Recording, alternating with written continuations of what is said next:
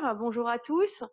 Nous sommes ici pour féliciter d'abord nos 3 lauréats qu'on va écouter dans très peu de temps. Et voilà, mais conformément au déroulé qui a été convenu entre nos lauréats et le propelleur, je vais d'abord accueillir Madame Grégoire, directrice générale de l'École nationale supérieure maritime, afin qu'elle nous dise quelques mots. Voilà. Merci beaucoup, Gersande. Bonjour à tous, bonjour à toutes. Avant le temps de l'écoute de nos jeunes lauréats, de nos jeunes étudiants, eh bien, un temps de remerciement. C'est pas de l'autocongratulation, mais c'est vraiment sincèrement un remerciement et puis un grand plaisir d'être là aujourd'hui autour de la table, même si c'est en partie à distance virtuelle en visio. Mais je me réjouis qu'il y ait cette activité, ce lien entre le Propeller du Havre. Nous avons d'ailleurs d'autres liens avec le club Propeller sur Nantes. Récemment, nous avons également eu quelques échanges et actions, mais en tout cas, l'activité au Havre est fournie. On sent une réelle volonté du club d'accompagner l'école et je pense qu'on a ici une belle concrétisation. Donc, merci au Propeller. Alors, au-delà, bien sûr, des prix qu'ils remettent à nos étudiants, de l'intérêt qu'ils développent pour nos étudiants et pour l'école. Merci également à Gersande d'avoir accompagné, d'avoir fait ce lien entre le Propeller et l'école. Et puis, merci également à Monsieur Livet, directeur du site, qui nous met à disposition toute cette technologie et la salle. Et puis, je voudrais me retourner vers nos étudiants. Je crois qu'ils ont réussi quelque chose un petit peu hors du commun, parce que la période est hors du commun. Réussir un mémoire de fin d'études, le réussir brillamment est une chose remarquable. Le faire dans les conditions qui ont été les leurs, qui sont les nôtres actuellement, est encore plus remarquable. Donc moi, je veux vous saluer, vous 3. Vous êtes peut-être la partie immergée de l'iceberg. Vous avez également des camarades qui ont travaillé, qui ont œuvré. Malheureusement, ils ne sont pas sur le podium, mais nous pensons également à eux. Et finalement, c'est pour eux également que je vous adresse tous les encouragements et puis toute l'admiration aussi que je peux avoir pour ce travail de fin d'études, parce que c'est un moment important pour vous. Et je vous remercie de nous donner l'occasion aujourd'hui de le partager avec vous. Merci. Pardon. Voilà.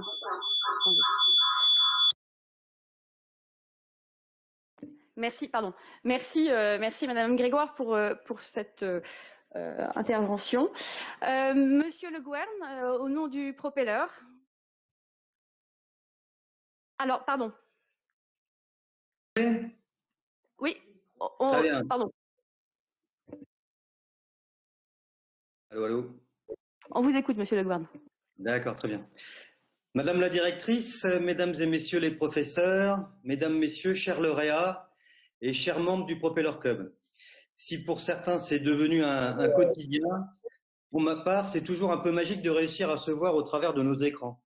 Comme tout le monde, j'aurais préféré que nous organisions cette remise de prix du Propeller Club pour les meilleures mémoires de nos élèves officiers en présentiel, mais nous savons tous quelle est la situation sanitaire actuelle. Je remercie Madame la directrice Caroline Grégoire d'avoir accepté de nous recevoir dans cette salle virtuelle. Cette idée originale de prix du Propeller pour récompenser les élèves ayant fourni le meilleur travail pour la préparation de leur mémoire est une idée d'un passe-président du Propeller Club, c'était M. Bernard Marguet.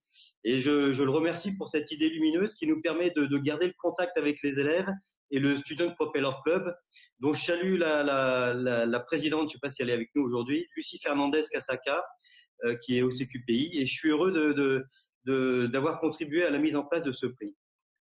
C'est surtout grâce à Madame Gersande Le Dimna, qui est la responsable des projets de fin d'études des M2, ingénieurs navigants, et à l'ensemble des professeurs, à la fois tuteurs et membres des jurys, que ce prix a pu voir le jour. Nous récoltons les fruits de leurs travaux. et je les en remercie. Cher Gersand, merci pour votre travail d'organisation, merci pour la qualité de nos nombreux échanges pour réussir cette visioconférence, et enfin, merci d'avoir su motiver nos élèves pour participer à ce prix. Enfin, il est temps de féliciter et de remercier nos 3 lauréats, Marie Rouget, première, Baptiste Aubourg et Maxence Collet. Comme je le disais, ce sont vos professeurs qui vous ont suivi et qui ont participé au jury, qui ont étudié vos mémoires et écouté vos soutenances. Ce sont eux qui ont décidé du résultat de ce prix. Mais c'est bien par votre travail, par vos recherches, par vos démarches personnelles d'aller chercher l'information que vous avez proposé au jury des mémoires de qualité. Maîtriser un sujet est une chose, savoir le soutenir et le présenter en est une autre. Vos talents d'orateur ont aussi été récompensés et nous aurons le plaisir d'en profiter d'ici peu. Avoir des talents d'orateur quand on est un officier à bord d'un navire, c'est aussi très utile. C'est un plus quand on doit diriger, quand on doit chefer, comme on dit. Vous pouvez être fiers des travaux accomplis et le Propeller Club du Havre est heureux de pouvoir mettre en lumière vos travaux. Les 3 sujets sont différents et cela démontre la qualité de l'enseignement qu'apporte cette école dans sa diversité des matières et des compétences. Pour en être sorti il y a quelques années maintenant, je peux en attester. Vos compétences vous permettront de tout faire ou presque. On trouve des officiers de la marine marchande partout. Et comme en plus vous parlez bien, je ne me fais pas de soucis pour la suite de votre déroulement de carrière. Encore toutes nos félicitations au nom des membres du Propeller Club du Havre et je suis impatient de vous écouter maintenant. Je laisse le soin à Madame Le Dimna de vous présenter. Merci à vous. Merci Monsieur Le Gouern. Donc je vais aussi faire un petit propos introductif et puis je laisserai la parole à nos lauréats. Madame la directrice générale, Monsieur le directeur, Monsieur le président, Monsieur le vice-président, chère Marie, cher Baptiste, cher Maxence. Alors je suis très heureuse d'être aujourd'hui parmi vous, au moins virtuellement pour certains, et de voir aboutir cette manifestation initiée il y a à peu près 1 an entre notre école que vous, membres du Propeller, connaissez bien pour en être sortis en nombre, et donc le Propeller Club du Havre que certains de nos étudiants rejoindront certainement un jour. C'est un beau cycle qui se forme ici.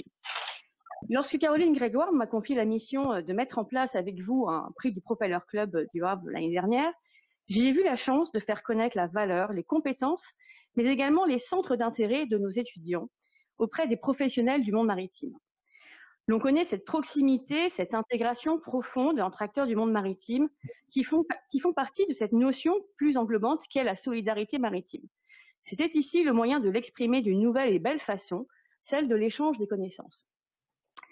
Alors, entre la décision de créer ce prix et aujourd'hui, évidemment, beaucoup d'embûches se sont présentées. Mais cela n'a pas terni la détermination de nos étudiants et tous nos étudiants. Et quelle détermination, puisque pour cette première édition du prix du Propeller Club du Havre, 48 élèves sur les 110 que compte cette promotion ont souhaité concourir.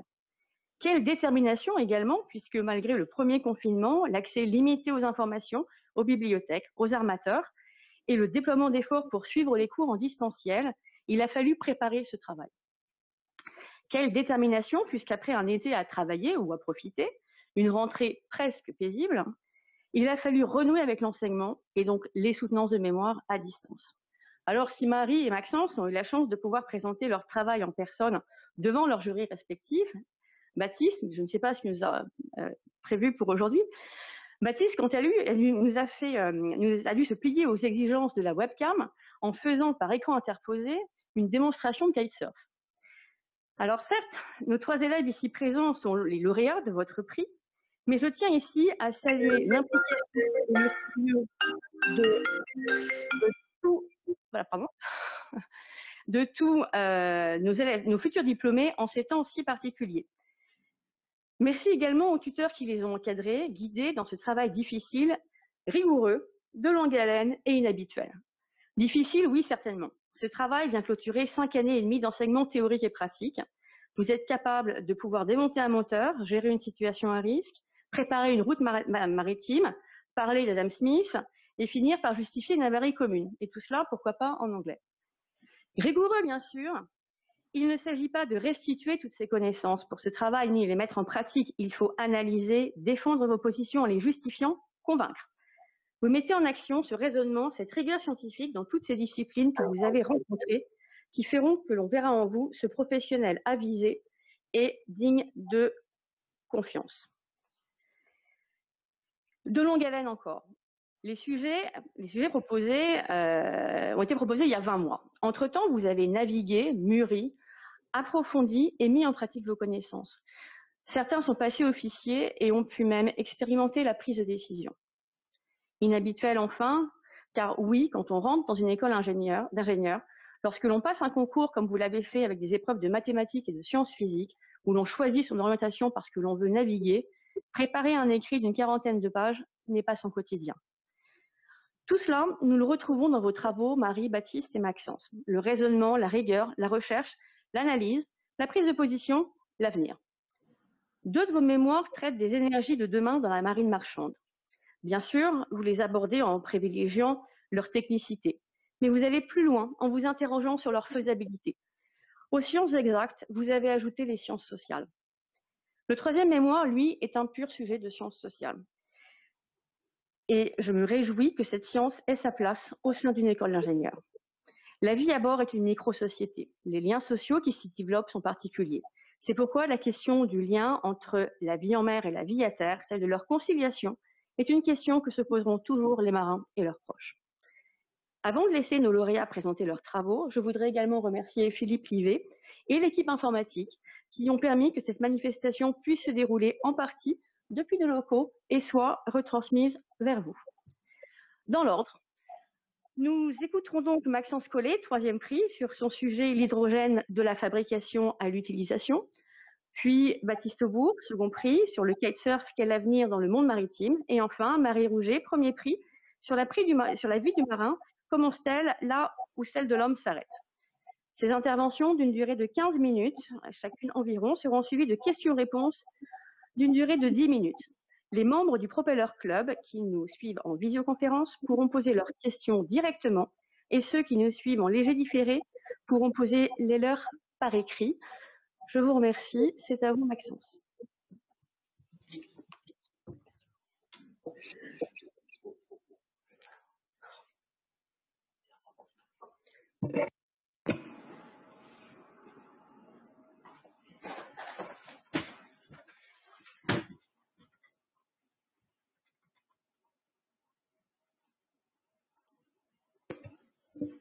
Alors, vous devriez voir apparaître sur vos écrans la présentation de Maxence.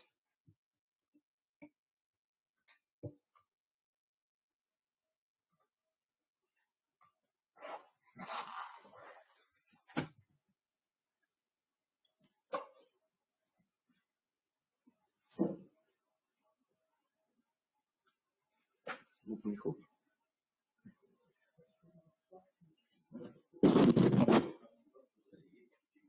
Ah, je dois m'asseoir? Ah, ok.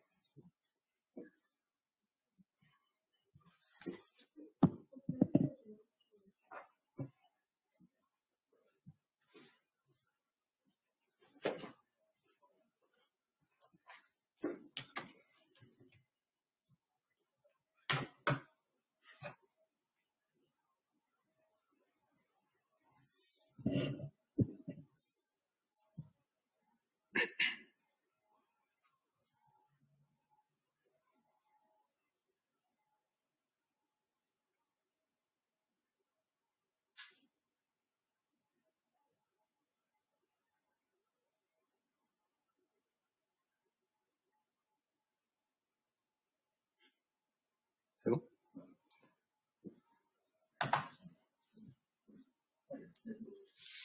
Donc, mesdames, messieurs, bonjour. Tout d'abord, je souhaite remercier le Propeller Club, Madame Gersande Lodina, Monsieur François Lagouerne et Monsieur le Directeur, d'avoir mis en place ce concours qui nous permet, à nous, élèves, de vous présenter dans leurs grandes lignes nos mémoires de fin d'études. Donc, pour ma part, moi, j'ai choisi de traiter l'hydrogène en me basant sur la problématique, l'hydrogène de la fabrication à l'utilisation. Dans cette présentation, je vous parlerai tout d'abord de l'enjeu climatique qui se cache derrière cette réflexion. Ensuite, on entamera le sujet hydrogène en traitant d'une chaîne hydrogène globale. Pour sortir du côté très théorique de mon mémoire et vous présenter un exemple concret, j'ai choisi le navire Energy Observer, qui est pour moi, je pense, le meilleur exemple d'utilisation de cette chaîne hydrogène. Ensuite, nous continuerons par un bilan énergétique très rapide sur une de leurs traversées. Et enfin, je conclurai sur le sujet. Donc tout d'abord, l'enjeu climatique.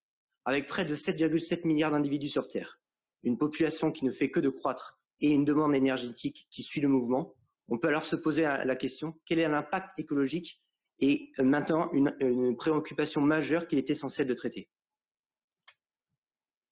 Aujourd'hui encore, 80% de la production énergétique mondiale repose sur les 3 grandes énergies fossiles, le pétrole, le gaz et le charbon. Le gros point négatif de l'utilisation de ces combustibles sont que leur combustion crée des gaz à effet de serre et qui participent au forçage radiatif. Le forçage radiatif, c'est une proportion entre l'énergie émise et l'énergie reçue par notre système terrestre. En proportion normale, elle nous permet d'obtenir une température de 15 degrés à la surface de la Terre au lieu des moins 1800. Cependant, entre 1990 et 2018, le forçage radiatif a augmenté de 43%. Pour vous donner quelques chiffres, en France, le transport routier il est égal à 30% des émissions de gaz à effet de serre totales.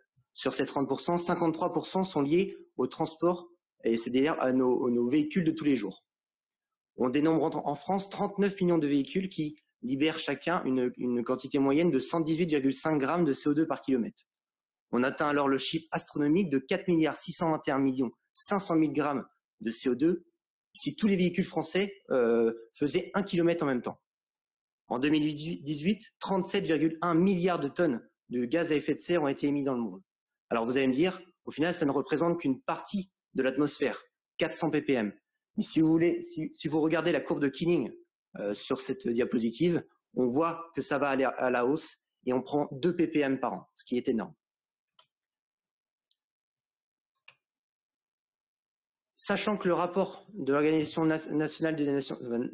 mondiale des Nations Unies prévoit une hausse à 9,7 milliards d'individus sur Terre en 2050 et 10,9 milliards en 2100, on peut alors se poser la question, comment allons-nous gérer la hausse de la demande énergétique tout en limitant l'impact écologique? Alors cette question est majeure et les États sont conscients d'y répondre. Et nous avons pu le voir le 3 septembre dernier avec le plan de relance de l'État. 100 milliards sont consacrés à ce plan de relance et sur ces 100 milliards, 30 milliards sont consacrés à la transition écologique.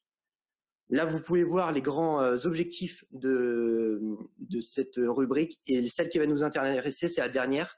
Et c'est avec celle-ci que je vais pouvoir introduire l'hydrogène, puisque 7,2 milliards sont consacrés à la recherche et au développement des solutions hydrogène.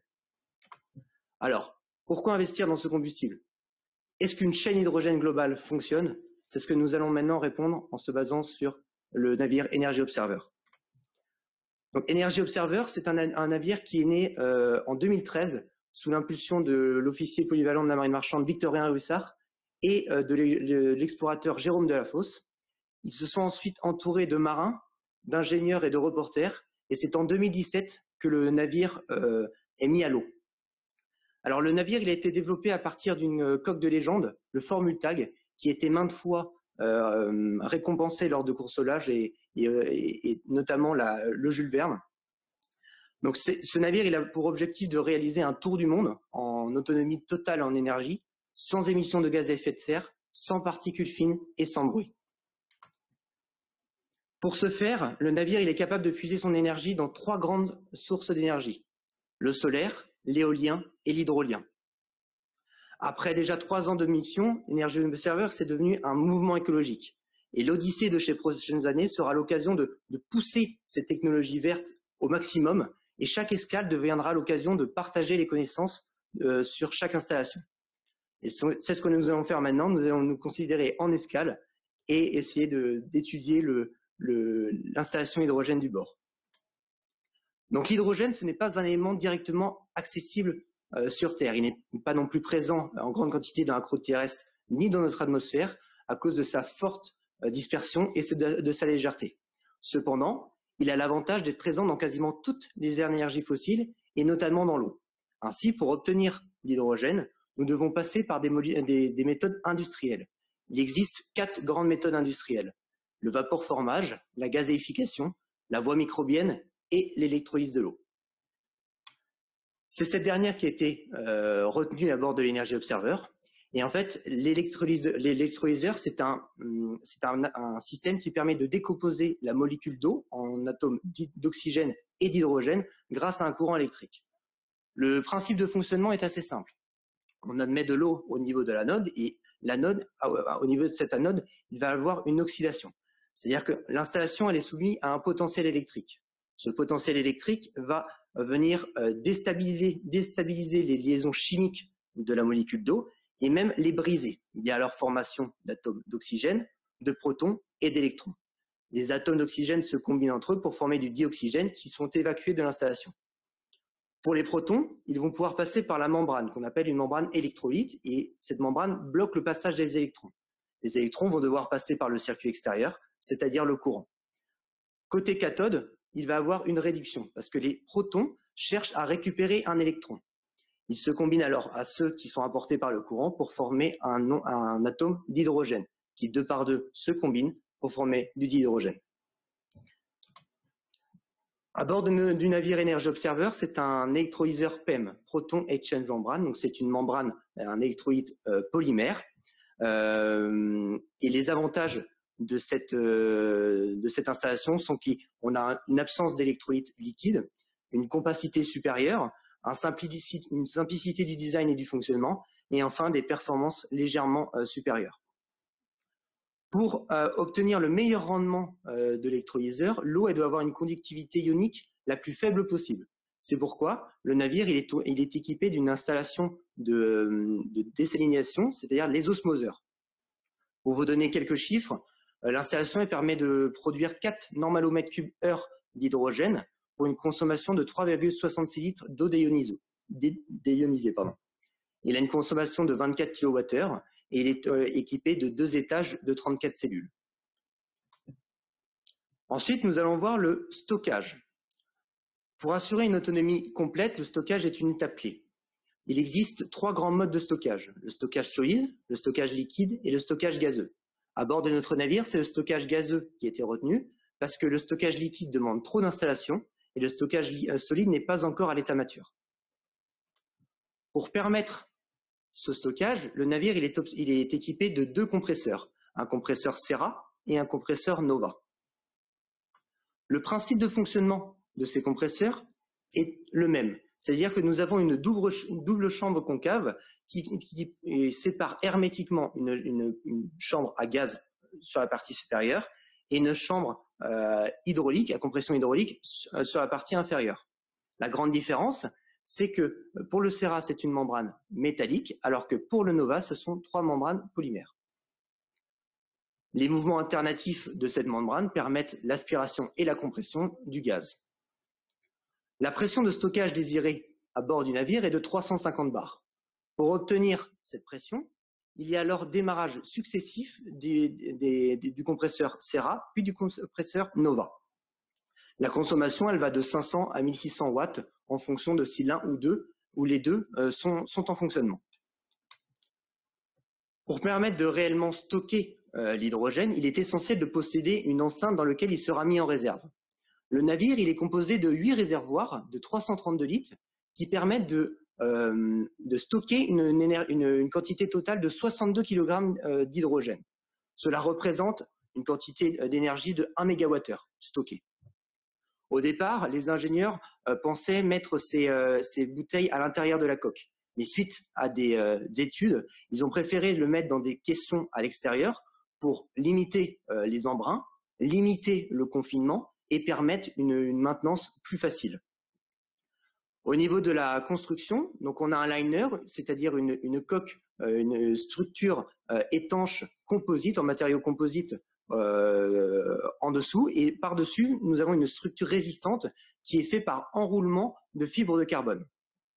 Elle est protégée également par une soupape de sûreté, afin de, si jamais il y a des conditions extrêmes.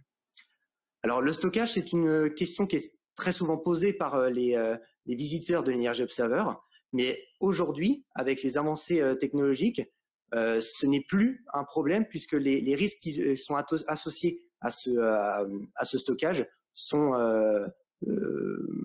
corrects et sont assimilés.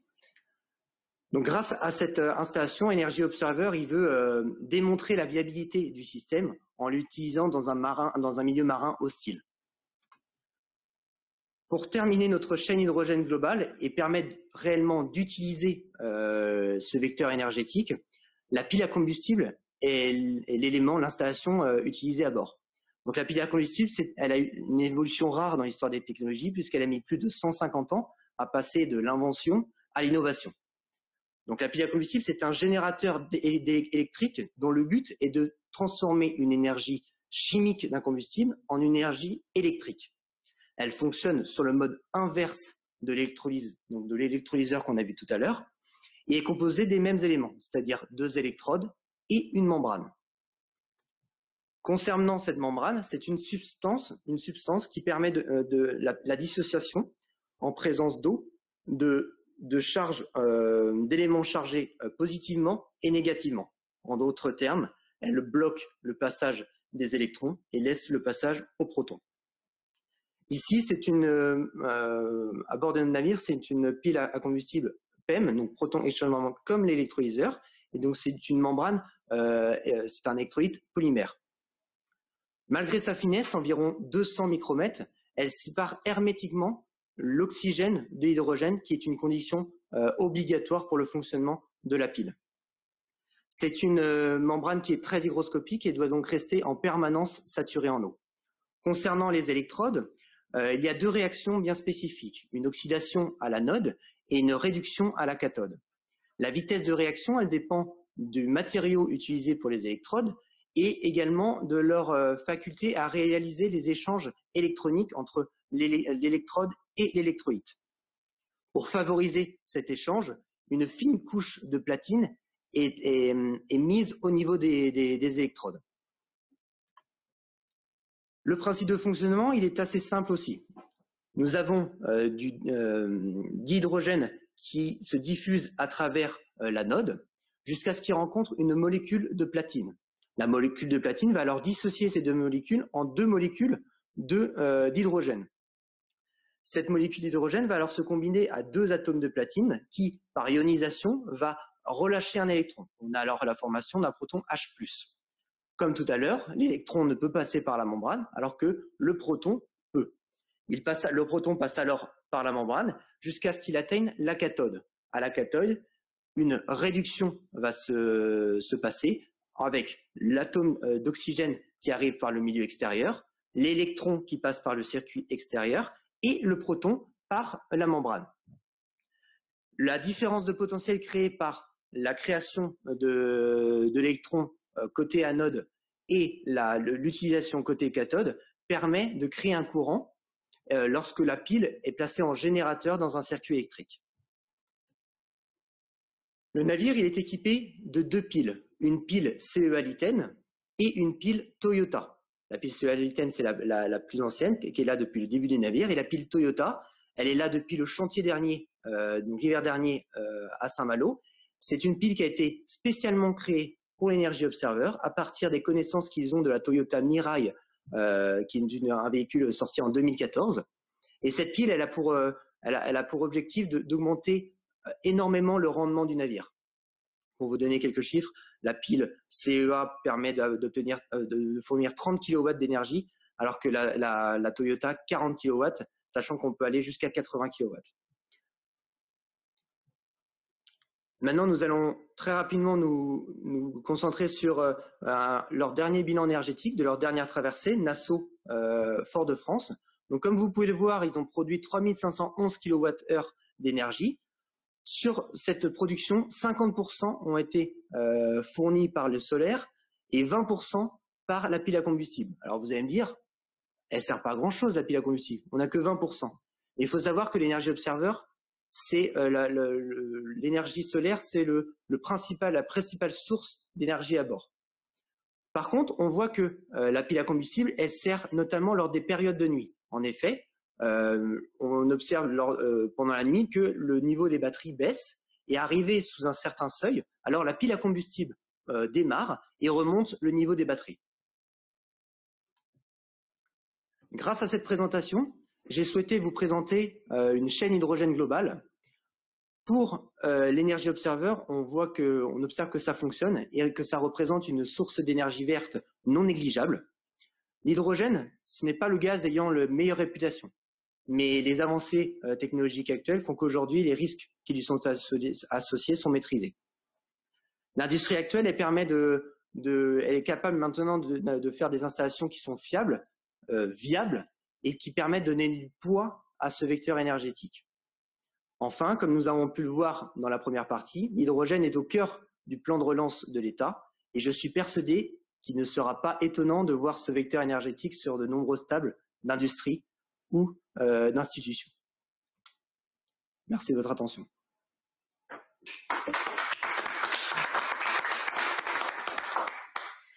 Merci beaucoup Maxence pour cette très intéressante présentation. Je vais demander aux membres du Propeller s'ils ont des questions à poser à Maxence. Alors juste 2 petites secondes, il faut que je réactive vos micros. Voilà.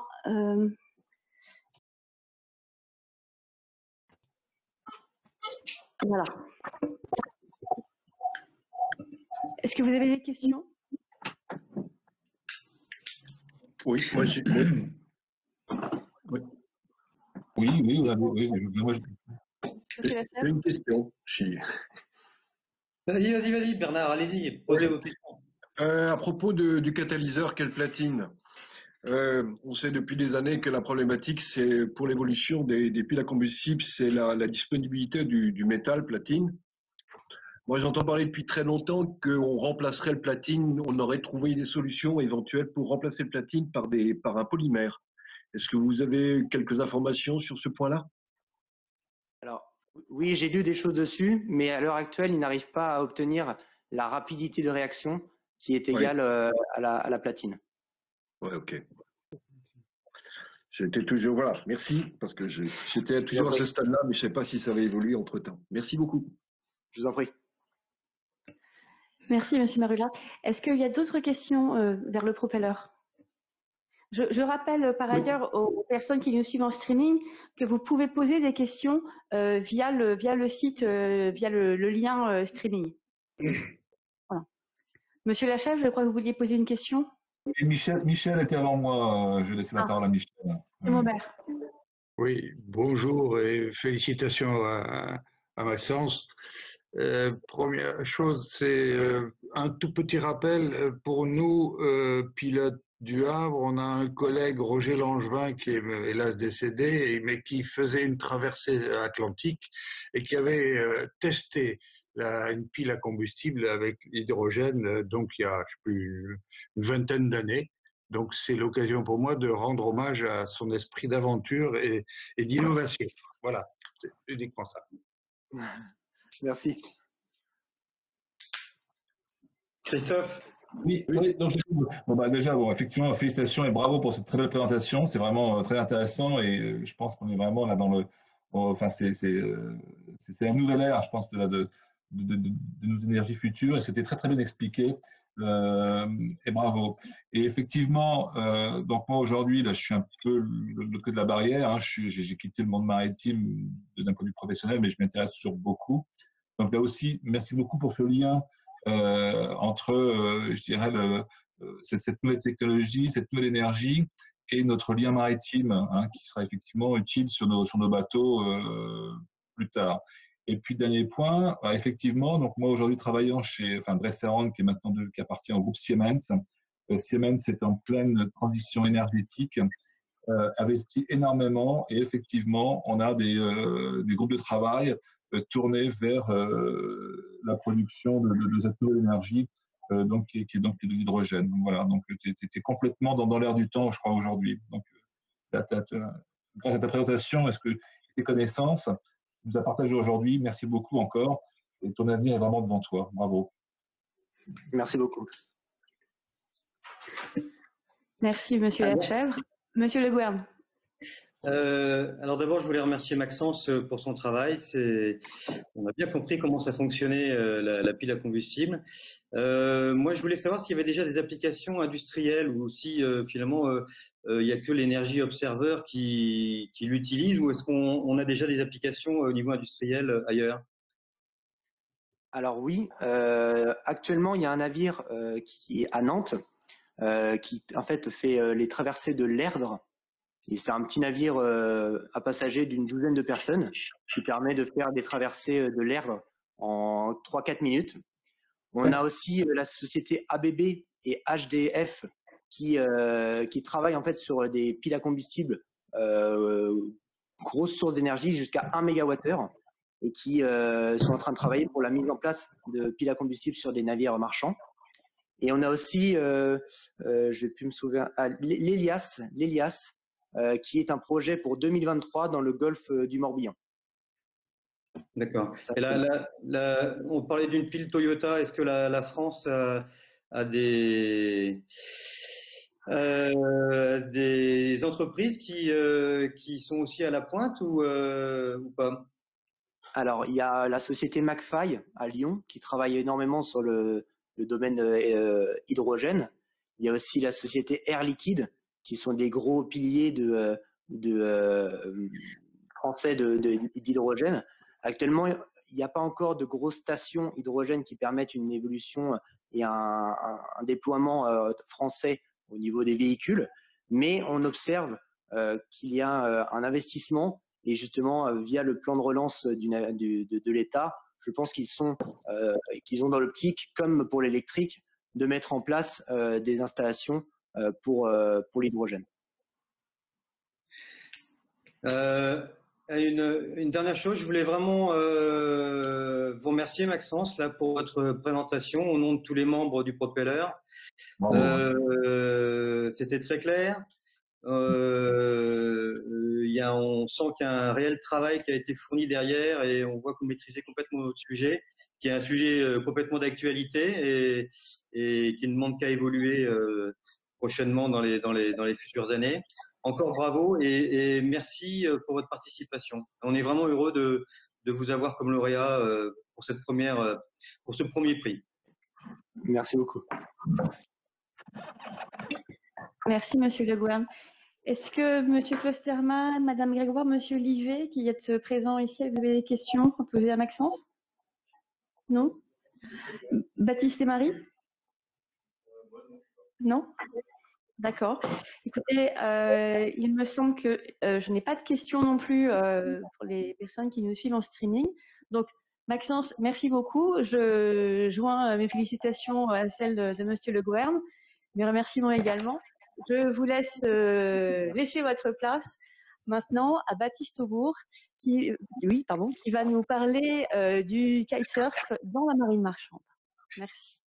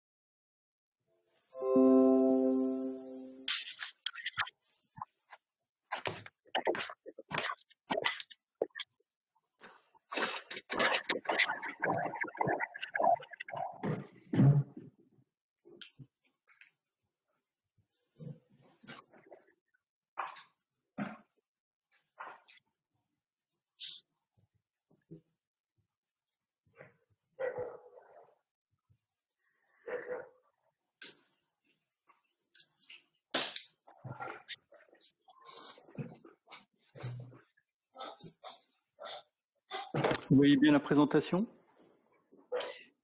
Oui.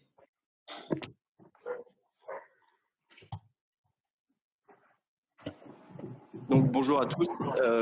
Merci à tous pour l'organisation de ce prix du Propeller Club, en particulier au Propeller Club et Monsieur Livet, Madame Lodilna et Madame Grégoire. Donc je vais vous présenter aujourd'hui mon mémoire qui a pour sujet le kitesurf, quel avenir dans le monde maritime. Donc forcément, étant donné le contexte actuel dans lequel nous vivons, la recherche de sources d'énergie alternative non polluante est au cœur de notre société. De nombreux projets sont en cours, comme a parlé Maxence, on a l'hydrogène, les rotors Flettner par exemple, ou le retour même des cargos à voile. Mais moi, vraiment, le projet qui m'a le plus conquis, c'est vraiment l'utilisation d'une aile de kite comme moyen de propulsion auxiliaire. Donc, à travers ce mémoire, j'ai essayé de donner une explication de la mise en œuvre d'une aile de kitesurf à bord des navires. En détaillant la spécificité de vol d'une aile de kite, j'ai pu analyser et évaluer sa possibilité de mise en œuvre à bord et la navigation d'un navire muni de celle-ci. Donc, au cours de cette présentation, je vais parler dans un premier temps du kitesurf. Donc, le kitesurf traditionnel en tant que tel, c'est vraiment le sportif tracté par ses vols de kite. Donc, en parlant d'abord de quoi est constituée une aile de kite et comment elle se pilote. Et ensuite, en partie 2, nous attarderons sur la mise en œuvre, enfin, le projet de kite pour cargo et sa mise en œuvre à bord des navires de commerce. Donc, en partie 1, le kitesurf. Alors, le kitesurf, comme on le connaît tous, au Havre, on en voit quand même pas mal sur la plage. C'est un sport très en vogue en ce moment. Donc, il est composé exactement de la même manière qu'une aile d'avion, en quelque sorte. On retrouve un bord d'attaque sur la partie avant de l'aile, qui fait, donc c'est la section avant du profil qui fait face au vent. On retrouve un bord de fuite qui correspond à la partie arrière de l'aile et des lattes qui sont, le nombre varie en fonction du type d'aile, mais qui assure la rigidité de l'aile. Donc l'aile de kite est contrôlée par l'intermédiaire de 4 lignes. Donc on a 2 lignes avant connectées au bord d'attaque, via le bridage qu'on voit surligné en blanc sur la photo à gauche, et des lignes arrière qui sont connectées au bord de fuite sur les oreilles. Donc la barre de kite, comme je l'ai dit précédemment, on a 4 lignes, des lignes avant et des lignes arrière qui marchent par paire. Donc les lignes arrière sont, comme on voit sur la photo, de part et d'autre de la barre, donc en orange et en bleu ici. Donc elles vont permettre de faire plusieurs fonctions. Elles vont permettre tout d'abord de diriger le kite, donner une direction à l'aile de kite, mais aussi on va pouvoir jouer sur la puissance de l'aile en bordant ou en choquant. Quand je borde, je tire la barre vers moi. Donc là, l'angle d'incidence de l'aile va augmenter et l'aile va prendre plus le vent. Et au contraire, si je choque et je pousse la barre, l'angle d'incidence va se fermer et l'aile va prendre moins le vent et donc on aura moins de puissance. Ensuite, on a les lignes avant, qui sont connectées au bord d'attaque et qui sont connectées aux sportifs via le harnais qu'ils portent pour naviguer. Donc ces lignes avant sont en permanence en tension. C'est elles qui vont permettre de transmettre la traction du kite au kitesurfer. Et si elles sont plus en tension, le kite va décrocher et va tomber. Elles permettent également de faire avancer le kite dans la fenêtre de vol et de faire accélérer le kite dans la fenêtre si elles sont sollicitées au bon moment. Et on retrouve enfin le D-Power, qu'on retrouve ici avec la flèche D-Power. Donc ça permet de régler la longueur des lignes avant pour créer plus ou moins de puissance. Donc pour bien comprendre le fonctionnement d'une aile de kite, il est nécessaire de définir ce qu'est la fenêtre de vol. Donc la fenêtre de vol, c'est tout simplement l'espace dans lequel l'aile de kite va pouvoir évoluer. Donc elle se situe sous le vent du kitesurfer et elle est décomposée en 2 zones. On retrouve le bord de fenêtre et la zone de pleine puissance. Donc le bord de fenêtre, c'est tout simplement un arc de cercle qui va partir de notre bras gauche jusqu'à notre bras droit en passant au-dessus de notre tête. On va le graduer comme une horloge, donc de 9h à 3h avec le point midi qui correspond au zénith. Donc le bord de fenêtre, c'est une zone où la puissance du kite est quasiment nulle. Et la puissance est la même partout, en tout point de ce bord de fenêtre. Et en fait, c'est l'endroit que va rechercher en permanence l'aile de kite. C'est en quelque sorte sa position de repos, sa position d'équilibre. Et ensuite, on va retrouver la zone de puissance. Donc, comme son nom l'indique, c'est là où on va trouver la puissance. Donc, sa puissance n'est pas la même partout, en tout point de cette zone. Elle va augmenter progressivement au fur et à mesure que l'on s'éloigne du bord de fenêtre. Donc là, comme on voit avec le code couleur, donc quand c'est rouge, c'est vraiment la zone de pleine puissance. Donc l'aile est pratiquement face à nous et c'est l'endroit où elle prend le plus de vent. Donc voilà, donc le pilotage de l'aile se fait en permanence en agissant simultanément sur les lignes avant et sur les lignes arrière, de manière à avoir le meilleur rendement. Donc le but étant de faire voler l'aile le plus rapidement possible et dans la zone de puissance de la fenêtre de vol. Parce que quels sont les vecteurs de puissance d'une aile de kite? Donc ça va être la position du kite dans la fenêtre. Un kite en bord de fenêtre est forcément moins puissant qu'un kite en pleine fenêtre. et ça va être aussi la vitesse de déplacement du kite. Donc ça, c'est le facteur le plus important qui va donner de la puissance au kite, et aussi le fait de border. Donc dans le cadre de la mise en œuvre sur un navire de commerce, faire voler l'aile en figure de 8, comme on voit sur le schéma à droite, c'est la meilleure option pour développer un maximum de traction, un maximum de poussée. Donc cette première partie était assez succincte et brève vis-à-vis du temps qu'on a pour la présentation, mais elle est assez importante pour comprendre la suite de la présentation sur la mise en œuvre à bord des navires de commerce. Donc déjà, je vais vous présenter le système d'aile de kite, enfin de l'adaptabilité de l'aile de kite sur un navire. Donc, on va retrouver le système qui sera placé en plage de manœuvre avant. Ça va être composé d'un mât télescopique qui va permettre de faire décoller et d'atterrir l'aile en toute sécurité. On va avoir une butée de transmission qui va pouvoir transmettre la traction générée par le kite au navire. On va retrouver un câble qui est enroulé autour d'un treuil, donc qui est réglable, qui va relier le navire à l'aile de kite. On va retrouver le control pod qui est en fait un boîtier de commande regroupant tous les actionneurs permettant de piloter l'aile. Il y a forcément l'aile de kite et l'automate avec l'interface homme-machine qui sera située en passerelle. Donc en fait, c'est un système assez simple d'utilisation pour l'opérateur. Donc le système aura accès à certaines données du navire comme le GPS, le gyrocompas, l'anémomètre, etc. Et il va les analyser en permanence de façon à calculer les conditions de vol optimales de l'aile. Et donc quand toutes ces conditions sont réunies, le chef de quart sera alerté et par un simple appui sur un bouton, l'aile de kite va se déployer, décoller, voler et atterrir de façon complètement autonome. Et une fois dans les airs, elle sera contrôlée par justement ces actionneurs situés au bout du câble, qui en fait son fonctionnement est est quasi identique au fonctionnement d'une barre de kite pour un kitesurfer traditionnel entre guillemets. On va retrouver les lignes avant et les lignes arrière, et le boîtier va agir sur la longueur de ces lignes pour pouvoir piloter l'aile. Donc je vais vous présenter juste une phase de décollage de l'aile. Donc l'aile va être rangée, souvent elle va être rangée au niveau à côté du puits aux chaînes en plage de manœuvre avant. Donc quand l'opérateur va appuyer sur le bouton, le mât télescopique va s'étendre, dépliant avec lui l'aile de kite. Donc l'aile de kite sera connectée sur ce mât télescopique avec le bord d'attaque. Donc une fois que le mât sera complètement étendu, le vent va commencer à s'engouffrer dans les différents caissons de l'aile et va permettre de la gonfler. Et une fois que tout le profil est correctement gonflé, là, l'automate va actionner le treuil pour laisser filer du câble et la faire gagner en altitude. Et une fois qu'elle a atteint son altitude de croisière, en quelque sorte, c'est là où le boîtier de contrôle va actionner les actionneurs pour pouvoir piloter l'aile dans les airs et fournir la poussée nécessaire au navire. Donc, il a pas mal d'avantages, ce système, pour un système de propulsion auxiliaire. Donc déjà, c'est un système complètement automatisé, comme on l'a dit précédemment. Donc il agit de manière complètement autonome, il ne nécessite pas de formation longue pour l'équipage. Donc ça, c'est un atout.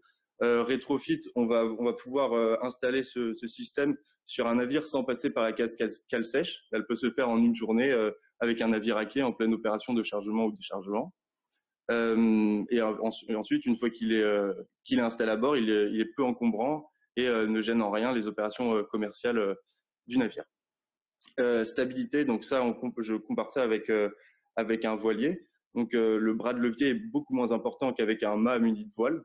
Et du coup, ça occasionne aucune gîte supplémentaire majeure.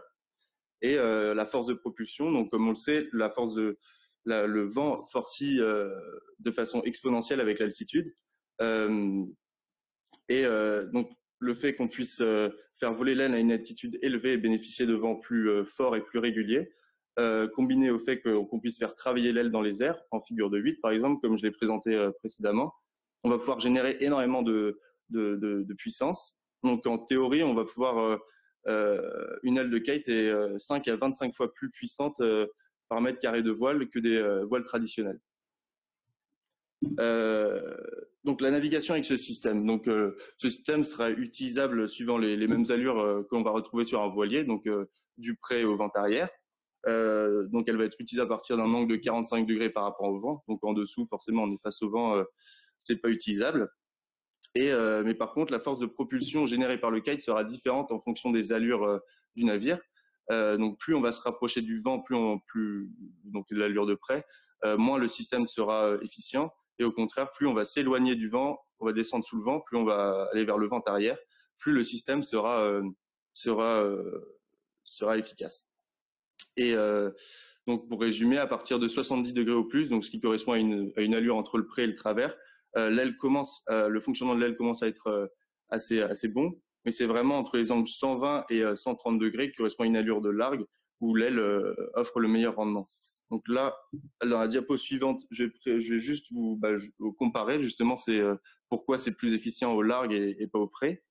Donc comme on voit sur la figure sur le schéma à gauche, pour l'allure de près, on voit que la zone utile de vol de l'aile est relativement réduite. Donc en fait, la zone utile de l'aile, de vol de l'aile, c'est là où elle générera un travail positif. Donc forcément, donc ça correspond à sa fenêtre de vol. Donc forcément, si on la fait voler sur l'arrière du navire, ça a un impact négatif sur la propulsion du navire parce qu'elle va à l'encontre de la poussée fournie par l'hélice. Et donc il convient de ne pas dépasser 90 degrés dans le travers.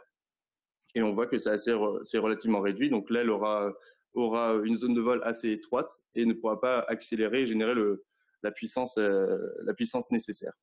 Et au contraire, au niveau du largue, là, on voit que la zone de vol utile est relativement grande. Donc l'aile va pouvoir faire des grands mouvements, des mouvements amples et accélérer dans la fenêtre de vol et générer une puissance considérable. Donc c'est vraiment l'allure ultime pour notre système. Oui, donc voilà. Et donc l'automate va prendre en compte donc différents facteurs pour calculer la zone de vol optimale. Avec entre autres donc le cap du navire par rapport au vent et la force du vent. Donc l'utilisateur, le chef de quart, aura en permanence la position du kite dans les airs. Elle sera définie en gisement, en hauteur et en gisement. C'est-à-dire que le gisement, ce sera l'angle formé entre l'axe du navire et la position de l'aile. Et la hauteur, notez phi, elle correspond à l'élévation verticale par rapport à l'horizon de l'aile dans les airs. Et donc, en fonction de la position du navire par rapport au vent, l'automate va déterminer un gisement maximum à ne pas dépasser. Donc, en général, ça va être 90 degrés sur le travers pour qu'elle fournisse toujours un travail positif. Et la hauteur sera calculée en fonction de la force du vent. Donc, par exemple, quand le vent sera fort, l'automate privilégiera un vol de l'aile en partie haute de notre fenêtre de vol, donc comme on voit sur le schéma en dessous, pour pas endommager l'aile. Et au contraire, quand le vent sera plus faible, elle privilégiera le vol de l'aile dans la partie basse, donc en zone de pleine puissance, pour pouvoir générer le plus de traction possible. Et également, donc pour résumer, oui, plus la hauteur notée phi est importante, moins on aura de puissance et vice-versa. Et aussi, on va pouvoir jouer sur la longueur du câble, donc jouer sur l'altitude de l'aile dans les airs. Et ça, c'est un atout majeur qui rend le système extrêmement polyvalent parce que ça va étendre sa plage d'utilisation de façon considérable. Donc, on va pouvoir utiliser l'aile de kite dans un vent de force 3 à force 8 sans avoir à changer de taille d'aile de kite. Donc, ça, c'est un atout majeur. Et voilà, parce qu'en fait, quand on va augmenter la longueur de câble, quand on va la faire voler à une altitude élevée, on va pouvoir aller chercher des vents plus forts et plus stables en altitude. Et on va également augmenter le rayon du quart de sphère qui caractérise notre fenêtre de vol. Et le kite va pouvoir avoir des déplacements plus longs, va pouvoir générer plus de vitesse et donc plus de puissance. Donc pour résumer, plus il y aura du vent, plus le kite volera proche du navire et en partie haute de notre fenêtre de vol pour pas l'endommager. Et au contraire, moins il y aura de vent, plus on va l'envoyer à une altitude assez élevée et on va la faire travailler sur toute la fenêtre de vol pour qu'elle puisse générer le plus de puissance possible.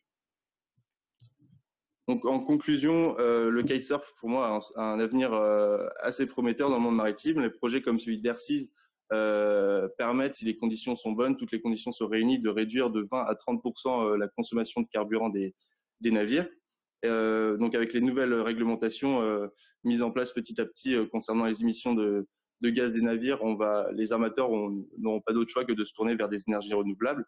Et pour moi, l'aile de kite est pour le coup l'installation la plus adéquate pour le moment, parce qu'elle est très simple enfin pas très simple, mais assez simple à mettre en œuvre comparé à d'autres systèmes.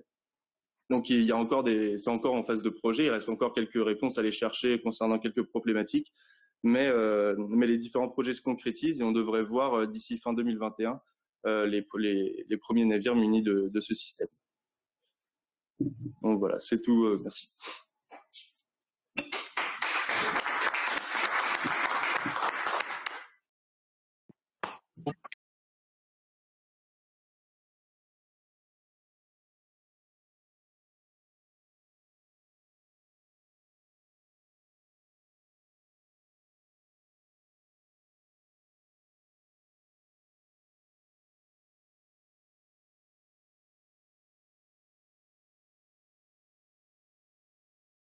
Que le propeller a des questions à poser à Baptiste.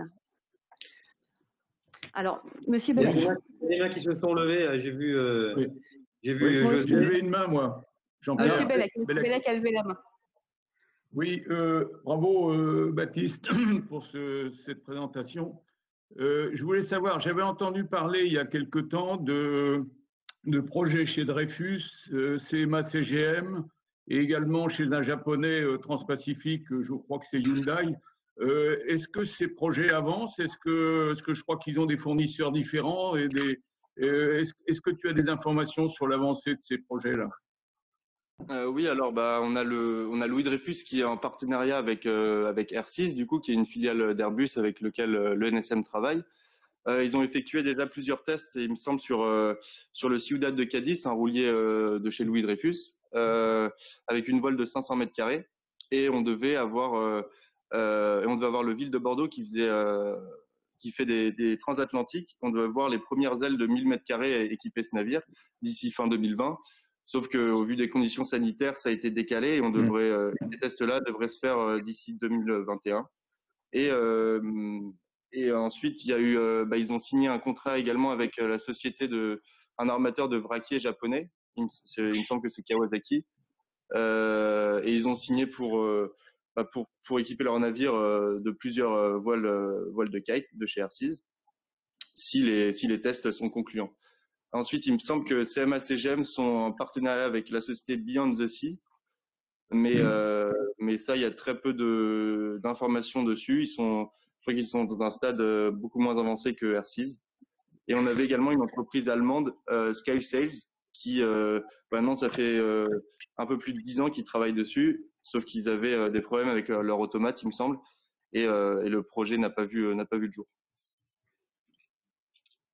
D'accord, merci. Donc en 2021, on devrait voir ça arriver alors. Oui, c'est ça. Merci. Merci Monsieur Bellec. Monsieur Perrotte, vous aviez levé la main également.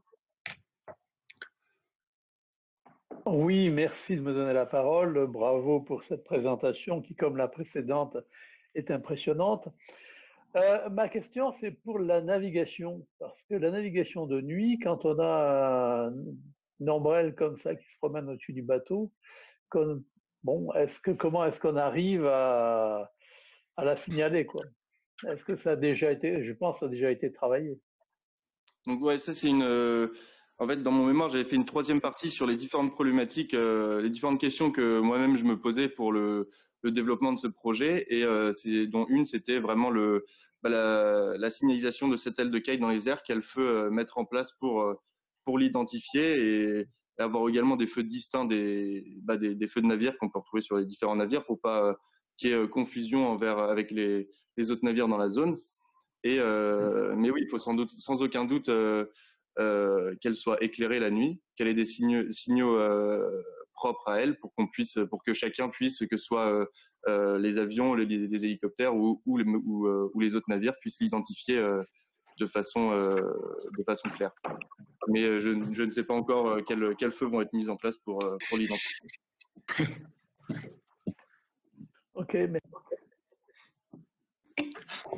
Merci, Monsieur Perrotte. Cette question, effectivement, est vraiment pertinente puisqu'il n'y a pas de signalisation vraiment appropriée. Ce qu'on sait actuellement, c'est que cette voile sera lancée à un plafond inférieur à celui auquel les avions sont autorisés à voler. Voilà. Donc, ça posera plutôt des problèmes quand il y aura des zones près des zones de navigation qui seront près des aérodromes ou qui peuvent être traversées par des hélicoptères, les autorisations de vol qui sont plus basses. Voilà. Mais voilà. Pour l'instant, il n'y a pas encore de réponse à cette question. Voilà. Monsieur Maubert. Oui, deux choses. Est-ce que on peut maîtriser le fait des sautes de vent et le fait que la voile s'affale brutalement? Comment gérer ça? Première question. Et deuxième question, le mât serait installé sur l'avant, gaillard d'avant, et cette partie est particulièrement soumise aux aléas des mers, des vagues, des paquets de mer. Quelles sont les protections qui sont envisagées pour ces installations assez fragiles? Encore une fois, félicitations pour la présentation. Pardon. Merci. Et du coup, pour les sautes de vent, donc l'aile de kite va pouvoir avoir accès. Elle a son propre logiciel météo, en quelque sorte. L'automate a son propre logiciel météo. Elle va être connectée aux différents anémomètres du bord. En particulier, avoir un anémomètre assez en hauteur peut être un avantage pour prévoir justement ces sautes de vent. Mais bien sûr, on n'est pas à l'abri que l'aile ne s'affaisse, ne s'affale d'un coup en raison d'une grosse rafale ou d'une grosse molle de vent. Mais ensuite, le système sera sans aucun doute muni de systèmes de sécurité, de largage par exemple, pour que le navire ne puisse pas naviguer sur le câble par exemple et qui risquerait d'endommager l'hélice. Donc ça sera forcément muni d'un système de largage. Mais l'automate est calculé et prévu pour prévoir justement analyser toutes les conditions de vent en direct pour qu'il puisse anticiper ces choses-là. Mais il peut pas, ça reste des effets naturels et il peut pas non plus tout prévoir et donc le risque n'est pas nul. Et concernant le mât télescopique en cas de pleine mer, il me semble qu'une fois que l'aile est déployée et qu'elle est dans les airs, le mât télescopique qui sert uniquement pour l'atterrissage et le décollage de l'aile se replie et se range sous la plage de manœuvre avant. Et on ajoute uniquement le treuil et la butée de transmission qui sont apparentes, mais tout comme le guindeau ou autre appareau de manœuvre à l'avant qui sont soumis également aux intempéries. Donc, voilà. Bravo. Merci et encore une fois bravo. Hein. Merci. Merci Monsieur Maubert pour votre question. J'ai des questions parmi les gens qui nous suivent en streaming. D'abord, Madame Marie-Hélène Rouquette, qui est de chez Helvetia, qui demande quel est le coût d'un tel équipement pour un cargo. Bonne question. Ça, je sais pas trop, mais je sais que le coût est pas forcément très élevé, mais est facilement rentabilisé d'ici en quelques années si l'utilisation est assez fréquente, parce qu'on va avoir une baisse conséquente en consommation de carburant et les carburants qui sont d'ores et déjà qui commencent à devenir très très chers. Ça sera sans aucun doute assez rentabilisé en l'espace de 2 ou 3 années, je pense. Mais je connais pas le coût exact de cette installation. D'accord. Merci Baptiste. Et j'ai une deuxième intervention de la part des gens qui nous suivent en streaming toujours, de la part de bravo à tous pour votre travail, qui vous dit bonjour, bravo à Baptiste pour son travail. Une seule aile unique, est-elle envisagée, ou bien une palette d'ailes de surface différentes en fonction du vent, ou bien encore une aile à surface variable? Donc, en fait, non, ce sera qu'une seule taille d'aile de kite. Comme je l'avais dit précédemment, on va pouvoir régler l'altitude de vol de l'aile avec un treuil, un câble. Donc, l'altitude de l'aile va varier entre 100 et 500 mètres, par exemple. Et en fonction de la force du vent, on va pouvoir gérer ça. C'est-à-dire que si le vent s'avère assez faible au ras de l'eau, l'automate va privilégier un vol de l'aile à une altitude assez élevée pour bénéficier de vents plus forts. Et au contraire, si le vent s'avère assez fort, on va plutôt privilégier le vol de l'aile en partie basse, proche du navire, pour ne pas endommager l'aile. Parce que oui, le vent augmente de façon exponentielle avec l'altitude.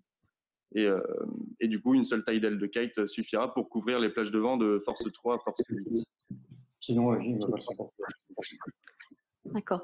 Merci Baptiste. Je vous lis aussi parce que vous n'y avez pas accès cette remarque de Madame Rouquette encore. Merci et bravo pour cette présentation. Merci. Voilà. Merci. Est-ce que Madame Grégoire, Monsieur Livet, Monsieur Klostermann, vous avez des questions? Monsieur Klostermann en a une. Oui, donc je rejoins l'auditoire pour vous féliciter.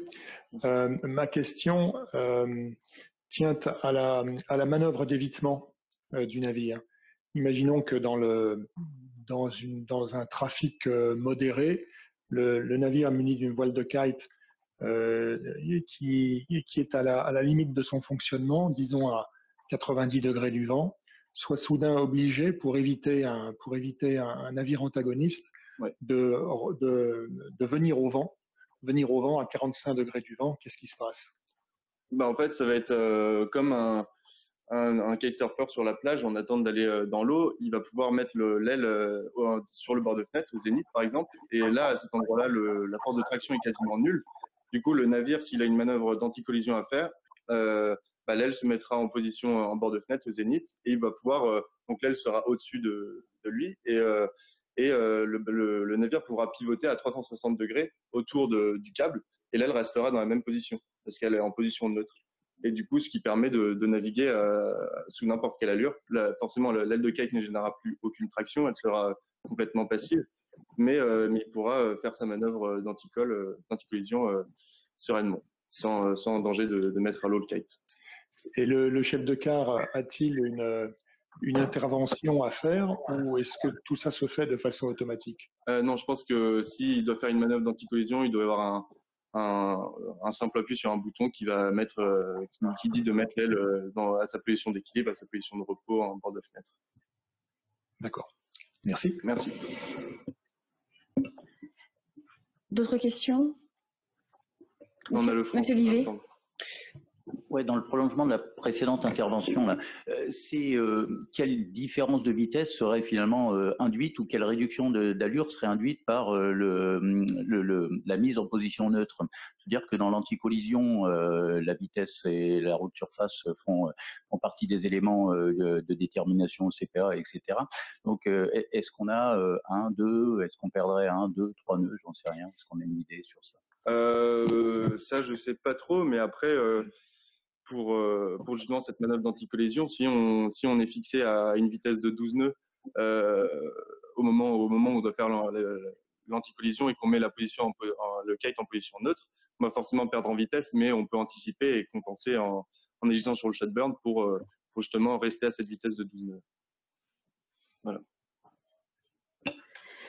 Merci Monsieur Livet.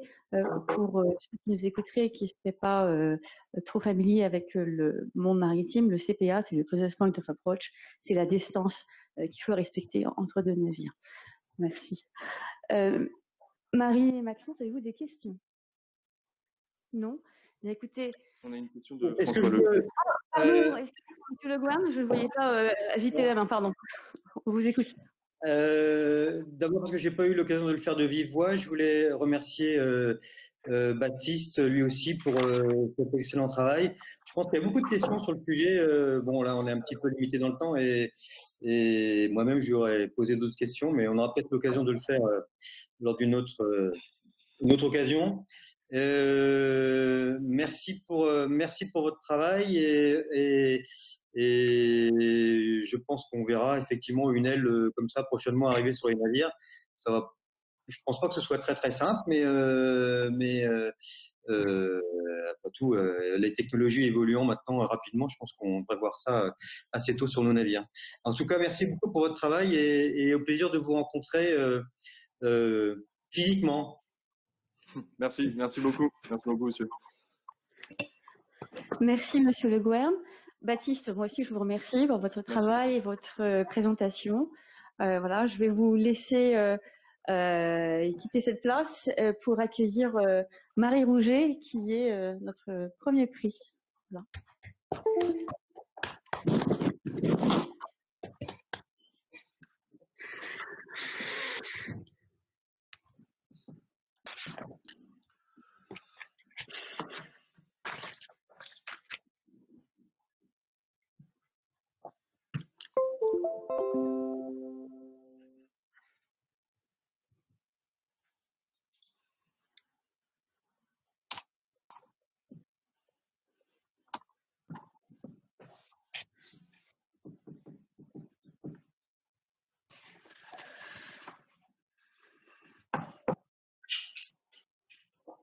Est-ce que vous voyez la présentation?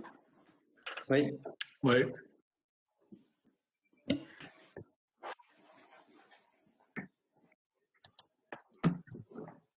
J'ai une question à vous poser. Est-ce qu'on peut faire des captures d'écran? Est-ce que c'est à vous d'accepter, Marie? Ah oui, oui, oui. Oui, vous pouvez faire des captures d'écran, bien sûr. C'est Monsieur Maubert, c'est ça? Oui. Oui. Alors, Monsieur, j'en profite pour dire que Monsieur Bellac avait demandé à voir les présentations. Là, il a demandé pendant cette manifestation. Voilà. Marie, si vous êtes prête, nous vous écoutons. Ok. Bonjour à tous. Je tiens déjà à remercier toutes les personnes présentes ici ou en visio de me permettre de présenter mon mémoire. Donc, je vous présente mon mémoire sur le sujet suivant. La vie du marin commence-t-elle là où celle de l'homme s'arrête? C'est une étude sociologique sur la vie du marin qui, en fait, j'ai tenté de déterminer dans quelle mesure le marin s'adapte en fonction des deux mondes dans lesquels il évolue. Donc, pour répondre à cette problématique, j'ai établi 2 questionnaires, l'un sous forme de QCM. J'ai eu 606 marins participants et 105 proches participants.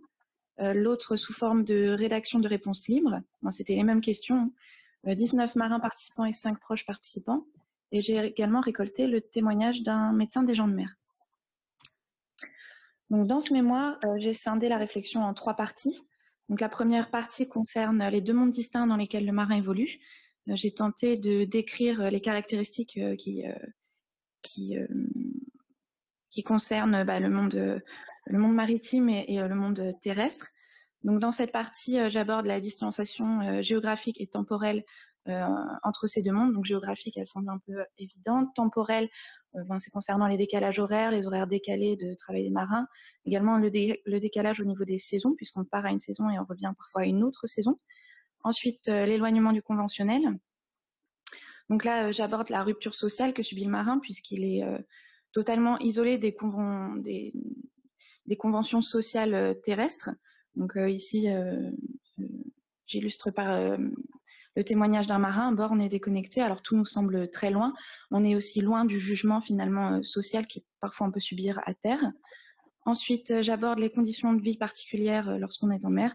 Donc là, elles sont nombreuses et diverses. Il y a l'éloignement, la vie en collectivité, la promiscuité, la hiérarchie. Il y a également l'isolement sanitaire, l'autonomie du navire qui est parfois limitée. Également les contraintes thermiques, sonores, vibratoires et autres. La pluralité de compétences nécessaires qui sont requises par l'exercice de cette profession. Donc, ici, témoignage d'un marin, il faut être un couteau suisse de compétences professionnelles et sociales.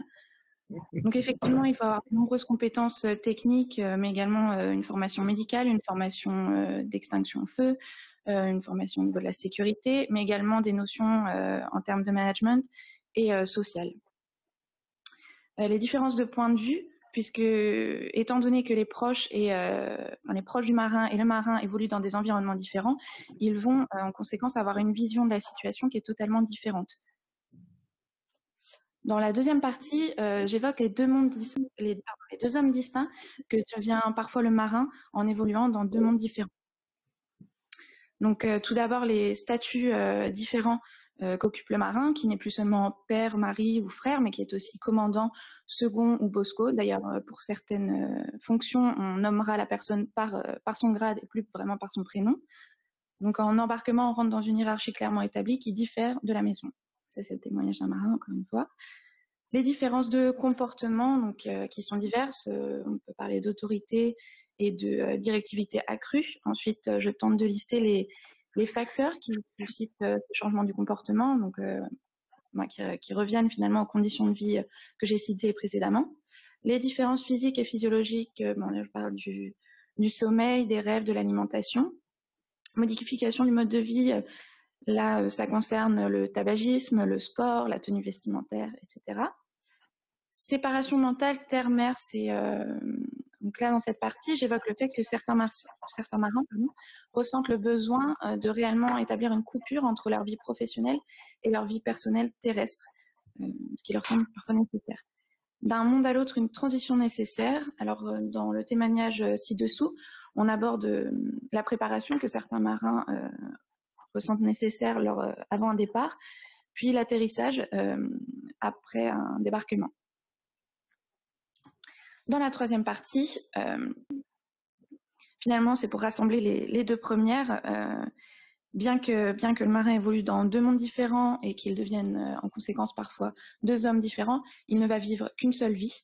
Dans cette partie, je tente d'expliquer comment le marin va parvenir à s'unifier dans une vie qui est fractionnée.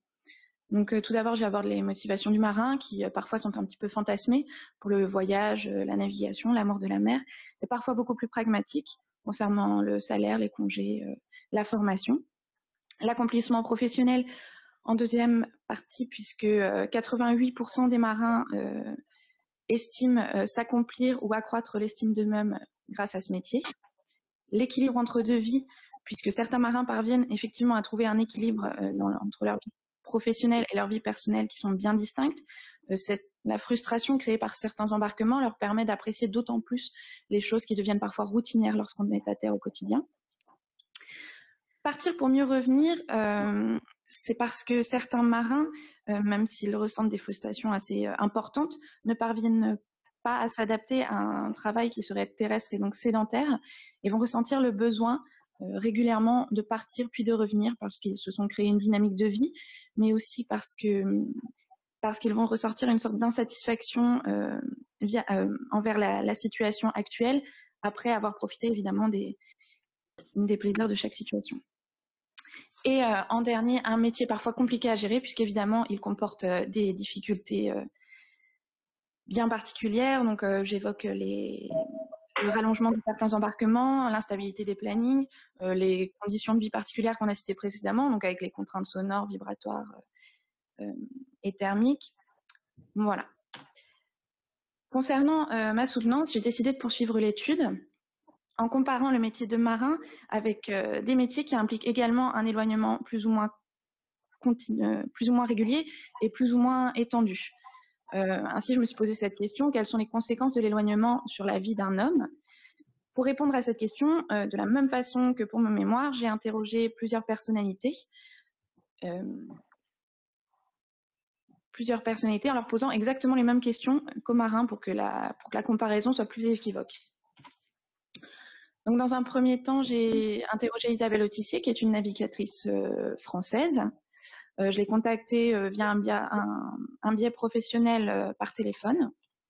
Ensuite, j'ai interrogé Jean-François Clairvoy et Claudie Aigneret, qui sont deux spationautes français à la carrière bien remplie. Je les ai contactés en téléphonant à l'Agence spatiale européenne. Et enfin, j'ai interrogé Jacques Klosterman, qui a été commandant de bord pendant 28 ans, pilote de ligne, et sur les longs courriers pendant 15 ans. Donc dans cette soutenance, je reprends la deuxième partie de mon mémoire. Je ne peux pas le reprendre entièrement dans un souci de concision. Donc je réaborde les différences de comportement physique et physiologique, la séparation mentale qui s'opère parfois et la transition qui paraît parfois nécessaire. Donc dans un premier temps, j'aborde les différences de comportement. Ici, Isabelle Autissier nous parle des caractéristiques bien propres à son métier, donc la promiscuité, la solitude et l'éloignement. Elle dit qu'elle va puiser dans des choses qu'elle n'imaginerait peut-être pas lorsqu'elle est à terre.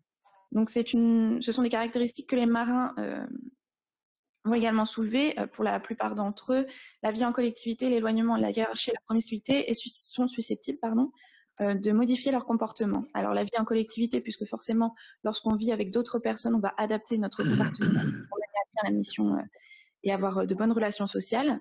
L'éloignement, puisque comme j'en parlais dans l'éloignement du conventionnel, on va subir une rupture sociale qui parfois nous libère du jugement dont on a peur lorsqu'on est à terre par rapport aux personnes qu'on côtoie régulièrement ou aux personnes qui nous sont familières. La hiérarchie, évidemment, puisqu'on va adapter son comportement à son grade, et la promiscuité. Par la suite, Jean-François Clairvoy nous souligne que le métier qu'il pratique, donc spationaute, est un métier qui demande de la concentration et que cette concentration est susceptible de changer son attitude lorsqu'il est au travail. Et cette concentration qui est nécessaire, qui est indispensable à l'exercice de cette fonction, est suscitée également lorsqu'on est marin, puisqu'on est également dans un environnement assez plus ou moins hostile et plus ou moins imprévisible, et également du fait des responsabilités qui nous sont prodiguées. Concernant ces responsabilités, Jean-François Clairvoy souligne d'ailleurs que sa peur la plus importante lorsqu'il est à bord est de faire une erreur, car cette erreur pourra avoir des conséquences sur la mission technique qui lui est impartie, mais surtout car cette erreur pourra avoir des conséquences sur l'équipage qui est sous ses ordres. Jacques Klosterman nous souligne ensuite que lorsqu'il arrive dans un cockpit, il y a une façon de parler, de donner des ordres, de se comporter. Ça évoque bien que lorsque l'on change d'environnement, quand on arrive dans un environnement différent, on va adapter son comportement à cet environnement. Les marins le soulignent également puisqu'ils soulignent une directivité, une autorité et une empathie plus développées lorsqu'ils sont à bord. On relève également dans ce témoignage que le grade va être un facteur important qui va influencer notre comportement en fonction de l'environnement. Ensuite, Isabelle Autissier nous parle de son alimentation qui est modifiée lorsqu'elle est à bord, de son sommeil. Elle dit qu'elle garde une oreille ouverte en permanence lorsqu'elle dort. Elle va être attentive en permanence aux caractéristiques extérieures, à ce qui l'entoure. Les marins, comme on le voit ici concernant les statistiques, vont voir leur alimentation, leur sommeil, leur poids et leur fréquence des rêves modifiés lorsqu'ils sont à bord. D'ailleurs, concernant les rêves, Claudie Aigneret nous parle par exemple de ses rêves lorsqu'elle est à bord. Elle fait des rêves où elle est en flottaison XXL, ce qui met bien en exergue que lorsque l'on est à bord, que notre inconscient va s'adapter à l'environnement. Jacques Klosterman, ici, nous parle de la qualité qui lui semble indispensable pour être commandant de bord. Donc, pour lui, il faut être inquiet en permanence, pas avoir peur en permanence, mais être inquiet, car il peut se passer quelque chose à tout moment. C'est une caractéristique qui évidemment est commune au commandant ou à un équipage de navire. Cette inquiétude permanente va générer un stress et une fatigue supplémentaires, mais qui est nécessaire puisqu'on évolue dans un environnement qui est totalement indépendant de notre volonté, qui est parfois imprévisible ou prévisible, mais dans une certaine mesure. Et à cette tension permanente vont s'ajouter des tensions supplémentaires ponctuelles, puisque lorsqu'on est pilote de ligne, Jacques Klosterman nous parle des décollages et des atterrissages, mais on peut comparer ces moments de tension supplémentaires à des manœuvres portuaires, à des manœuvres anti-collision pour un équipage de navire. Par la suite, donc, on va évoquer la séparation mentale qui parfois s'opère lorsqu'on est à bord. Donc ici, Jean-François Clairvoy nous parle de l'excitation qu'il ressent lorsqu'il est à bord et qu'il est jouissif de ne penser qu'à ça, qu'à cette mission. Ça montre bien que l'excitation qu'on ressent lorsqu'on est à bord, cet engouement, peut parfois nous amener à focaliser totalement notre pensée là-dessus, à nous impliquer complètement dans cet environnement et à parfois omettre ce qui va nous entourer. Enfin, ce qui est extérieur, je veux dire, à cet environnement. Ensuite, Jacques Klosterman nous dit qu'une fois qu'il a décollé, il est tranquille, qu'il ne faut penser qu'au vol, qu'à l'avion. Ça montre bien qu'il faut réellement scinder sa pensée, qu'il faut avoir sa concentration totalement focalisée sur l'exercice professionnel. Et il précise d'ailleurs dans son témoignage que avoir des préoccupations personnelles lorsqu'on est dans l'exercice de sa fonction pourrait devenir même dangereux. Cette scission entre les considérations professionnelles et les considérations terrestres est évoquée également par les marins, comme on le voit sur ces statistiques, qui ont une vision de leur vie terrestre bien différente lorsqu'ils sont à bord de lorsqu'ils sont à terre. Enfin, concernant la transition nécessaire lors d'un départ ou lors d'un retour, Jean-François Clairvoy ici nous parle de la tension continue qu'il ressent avant d'embarquer, puis du relâchement lorsqu'il va débarquer, de cette pression continue qu'on a eue sur les épaules pendant tout le temps de l'entraînement et du vol qui disparaît. Cette tension continue est évoquée par les marins également, mais surtout ce poids sur les épaules qu'ils sentent disparaître, cette expression est utilisée mot pour mot par plusieurs marins. C'est vraiment évocateur dans le cas présent. Jacques Klosterman nous parle de la tension qu'il ressent avant de partir, qu'il est plutôt énervé avant de partir. Cette modification du comportement de l'état psychologique de la personne qui s'opère avant le départ est aussi ressentie par les marins qui, eux, relèvent une irritabilité, une sensibilité, une autorité accrue, également une distance face aux tâches ménagères et un isolement plus développé. Donc ça montre bien la préparation psychologique qui va s'opérer avant même le départ, avant même l'heure du départ. Ici, Claudine Nuret, elle nous parle du retour, de cette nécessité qu'elle ressent à retrouver des repères bien précis. Donc ici, elle parle d'aider les enfants à faire leurs devoirs, de faire les courses, de rendre visite à ses proches. Finalement, ce sont des repères géographiques, temporels et personnels qu'elle a besoin de se réapproprier. Les marins, eux, dans leur témoignage, nous parlent de cette nécessité qu'ils ont à se réadapter vis-à-vis de leur sommeil, de leur vie sociale, leur vie familiale, des tâches usuelles, des activités pouvant impliquer un rassemblement de personnes et de leur alimentation. Donc, en conclusion de cette soutenance, on relève bien que ce sont des métiers qui ont des caractéristiques bien atypiques, bien qu'elles ne soient pas dans la même mesure, puisqu'évidemment, un spationaute côtoie un environnement beaucoup plus hostile et un pilote de ligne va partir beaucoup plus régulièrement, mais moins longtemps. Donc, les caractéristiques ne sont pas atypiques dans la même mesure, mais ont des conséquences bien communes sur la vie de tous ces professionnels. Ces métiers vont nécessiter une implication totale, tant professionnelle que personnelle, puisque des concessions vont devoir être faites.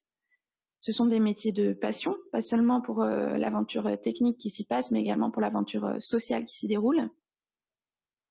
Donc pour répondre à la question de mon mémoire, la vie du marin commence-t-elle là où celle de l'homme s'arrête? Non, je ne pense pas. Je pense que ces deux vies sont totalement indissociables l'une de l'autre, qu'on ne peut considérer l'une sans l'autre, et qu'un marin malheureux ne fait finalement pas un homme heureux. Voilà, donc je tenais à remercier toutes les personnes qui ont participé au questionnaire, qui ont répondu à toutes mes questions. Voilà, c'était un enrichissement professionnel et personnel à la fois. Voilà.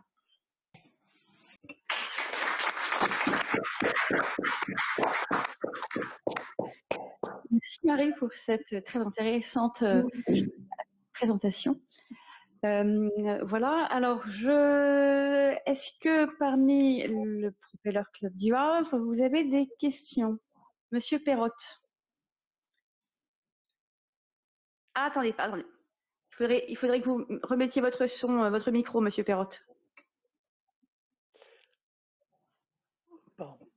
Oui, Perrault, ça suffit. Moi, je ne suis pas de la Côte du Nord, je suis de la Côte d'Azur. Parce que je m'appelle le Guilin, je prononce la Oui, merci pour cette présentation qui est très intéressante et qui permet d'éclairer un peu ce qu'est un marin et comment il vit dans sa famille, comment il ressent son métier. Il y a peut-être une chose qui manque, enfin, que vous n'avez peut-être pas eu le temps d'aborder, c'est la durée. Parce que je pense qu'il y a une évolution dans la durée de la carrière et il y a une évolution dans la durée de l'embarquement. Et aujourd'hui, avec tous ces marins, 400 000 marins qui sont un peu bloqués sur les mers et qu'on n'arrive pas à relever, je pense que votre étude est un bon départ et malheureusement, vous n'avez pas eu le temps. Et puis bon, c'est quelque chose de très, très complexe, mais il faudrait peut-être aller encore plus loin pour continuer cette analyse qui est magnifique. Voilà, merci encore. Oui, je vous remercie. C'est une notion que j'ai abordée dans le mémoire plus en détail, mais j'avoue que je n'ai pas pris le temps de le faire lors de cette orale. Mais effectivement, la durée de l'embarquement et la durée de carrière que l'on a derrière nous influence effectivement ce que j'ai abordé plus tôt, enfin la vision de ce métier et notre façon de le vivre. Alors la durée de l'embarquement, je crois qu'à 50%, ça va influencer le moral des marins lorsqu'ils sont à bord. Enfin, en tout cas, le retour reporté va influencer à 50% le moral des marins. C'est ce que j'ai réussi à étudier.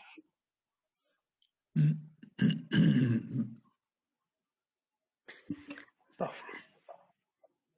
Merci. Y a-t-il d'autres questions parmi les membres du Propeller? Michel. Monsieur Robert. Oui, est-ce que les liaisons par Internet ont été abordées lors de vos questionnaires?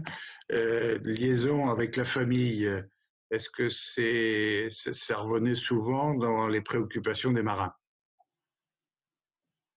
Attendez, pardon, avant cela, je vous félicite pour votre travail. Excusez-moi, j'aurais dû commencer par ça. Ah, merci, c'est gentil. Oui, je l'ai abordé dans le mémoire. Alors la seule statistique que j'ai par rapport à ça, c'est que lorsqu'ils sont à bord, il y a 50,4%, je crois, des marins qui ressentent une distance face à leur vie familiale, face à leur vie terrestre. Après, les communications, oui, j'en ai eu dans les témoignages écrits, dans les réponses rédigées. Effectivement, il y a ce lien à la communication n'est pas vécu du tout de la même façon en fonction des marins. Il y a beaucoup de marins qui ont besoin d'avoir cette communication régulière et entretenue, et il y en a d'autres qui finalement préfèrent, même alors qu'on a tous les moyens disponibles pour avoir une communication assez régulière, on va toujours, mais mieux qu'avant en tout cas, préfèrent mettre quand même une distance pour ne pas être impactés, par exemple, par des mauvaises nouvelles ou pour réussir à se concentrer vraiment sur leur travail. Donc, finalement, c'est pas du tout, c'est assez divers. Les réponses étaient assez diverses là-dessus. Est-ce que c'est un facteur d'équilibre, cette possibilité d'équilibre psychologique? Pour certains, oui, et pour d'autres, c'était presque une contrainte. Voilà. Merci, en tout cas. Merci. Merci, Monsieur Maubert. Monsieur Coty, vous avez demandé à poser des questions.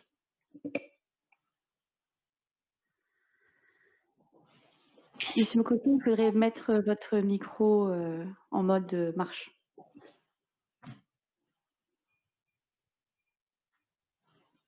On t'entend pas, Antoine.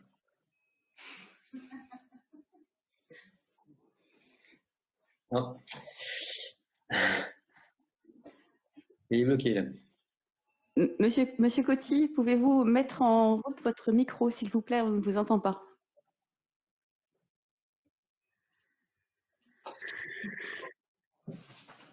Bon.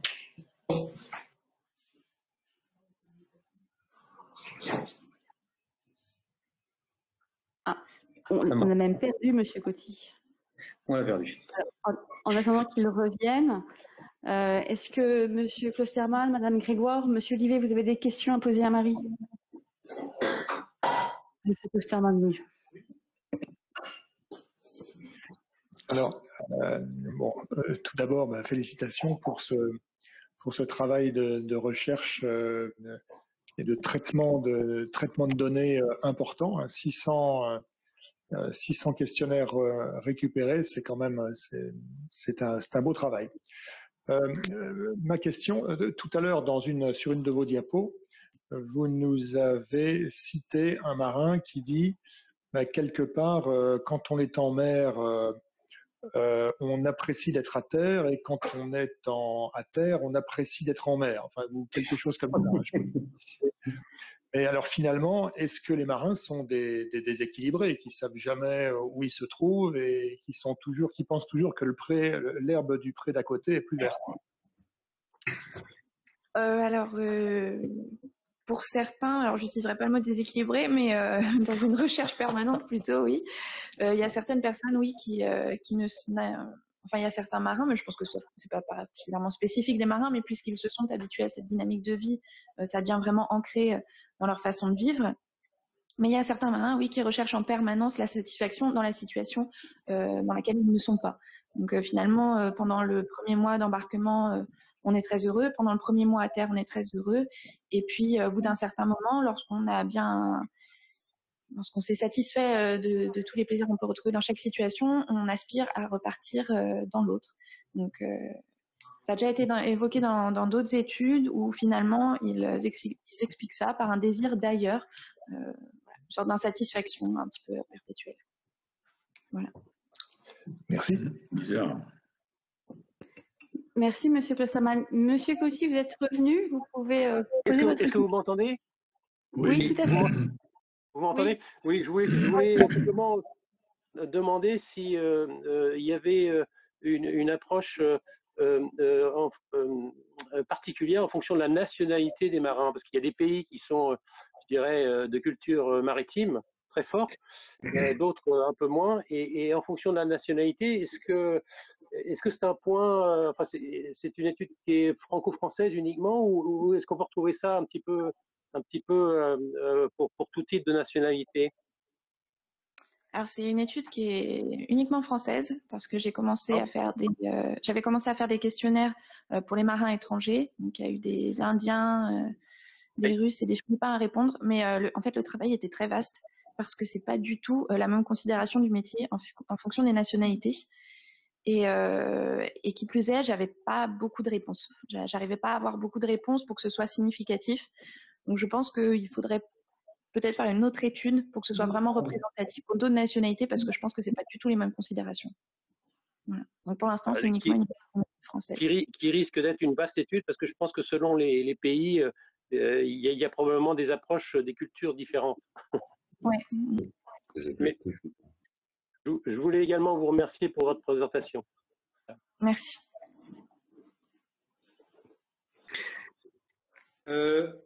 Si je peux intervenir? Bien sûr, Monsieur Le Gouern. D'abord, merci à Marie et félicitations pour son travail. Impressionnant, sûrement la lecture de son mémoire doit être très intéressant et j'espère qu'on aura la chance de pouvoir d'y avoir accès. Moi, je me demandais, à force de lire tous ces commentaires des différents marins, est-ce que vous, à titre personnel, ça a créé quelque chose, une évolution sur votre vision du métier, puisque quelque part vous commencez un petit peu dans ce métier. Est-ce que ça a créé quelque chose de différent, une vision différente pour vous? Disons que j'ai eu l'impression de prendre un petit peu de recul par rapport à la vision de certaines choses. Que ça explique parfois le comportement différent. Enfin, des fois, on est à bord et on ne comprend pas tout à fait le comportement des gens. Et finalement, en lisant des témoignages, je le comprends mieux. Après, je pense que ça a surtout... j'ai fait lire le mémoire à mes proches, puisque j'ai fait aussi des questionnaires, donc on le voyait au début, pour les proches. Donc, il y a leur vision aussi des choses qui rentrent en compte. Donc, j'ai fait lire le mémoire à mes proches. Et eux ont mieux compris certains de mes comportements quand je pouvais rentrer ou partir. Voilà, donc je pense que c'est surtout pour eux finalement que ça a changé quelque chose. Voilà. Très bien. En tout cas, merci beaucoup pour votre travail et comme Baptiste, on n'a pas eu l'occasion de se rencontrer. J'espère qu'on aura l'occasion, peut-être lors d'une autre session au Propeller, mais quand ce Covid sera définitivement parti, là, on aura l'occasion de refaire quelque chose avec vous et avec d'autres membres du Propeller en présentiel. Je vous remercie en tout cas pour cet événement et pour ces... J'ai une question pour prolonger ce que tu demandais, François. Est-ce que vous avez l'intention de continuer à naviguer après votre étude? Oui, bien sûr. Ouais.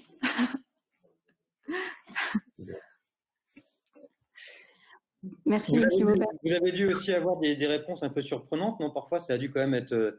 parce que sur les 600 réponses, j'allais dire, vous avez dû avoir un peu de tout, quoi. Donc, à la fois des gens, des marins qui ont pu être déçus ou d'autres qui ont complètement embelli la situation et ça a dû être quand même très différent. Oui, j'ai eu des réponses qui étaient plutôt enjouées et d'autres qui étaient plutôt fatiguées de ce métier, qui n'avaient plus très envie. Et puis après, j'ai eu des réponses aussi qui étaient favorables à l'étude, qui avaient envie qu'on poursuive l'étude, qu'on s'y intéresse, venant de proches aussi.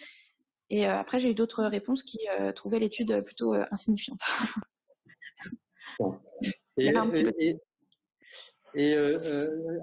Enfin, peut-être une dernière question, mais sur l'après, les marins ayant fini leur carrière de marin, se retrouvant à terre, la retraite, est-ce que c'est un sujet qui a été abordé aussi? C'est approche, hein. T'inquiète. Il y a eu une partie des marins qui ont répondu qui étaient en retraite, oui. Après, j'ai pas différencié les questions, j'ai pas approfondi le sujet de la retraite, je vous avoue. Non, j'y ai pas pensé. Bon. En tous les cas, c'est un travail. Je crois que c'est pas pire pour les marins que pour les autres, hein, la retraite. Non, mais c'était pour le changement de rythme.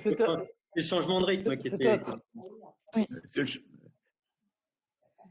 un travail considérable que vous avez fait quand même, parce que pour avoir essayé de faire des enquêtes dans le cadre du Siemens Club, puisque bon, bah, le Siemens Club est fait de savoir ce dont ont besoin les marins, et on est arrivé à récolter 150 réponses, mais c'est extrêmement difficile à analyser, à collecter. Donc bravo, 600 questionnaires, c'est superbe.